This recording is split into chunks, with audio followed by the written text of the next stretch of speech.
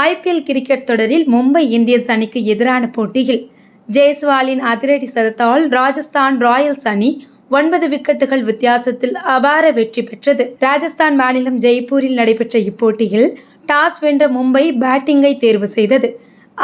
பந்துவீச்சை சமாளிக்க முடியாமல் அந்த அணி 20 ரன்களில் 3 முக்கிய விக்கெட்டுகளை இழந்து தடுமாறியது. பின்னர் வந்த வீரர்களில் திலக் வர்மா 65 ரன்களும், நேஹல் வதேரா 49 ரன்களும் சேர்க்க 20 ஓவர்களில் மும்பை அணி 9 விக்கெட்டுகள் இழப்பிற்கு 179 ரன்கள் சேர்த்தது.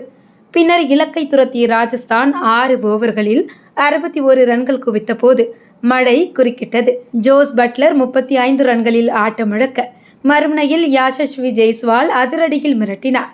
கேப்டன் சஞ்சு சாம்சன் பக்கபலமாக விளங்கியதால் இளங்கன்று பயமறியாது என்பதைப் போன்று மும்பை பந்துவீச்சை துவம்சம் செய்த ஜெய்ஸ்வால் ஐபிஎல் கிரிக்கெட்டில் தனது 2வது சதத்தை விளாசினார்.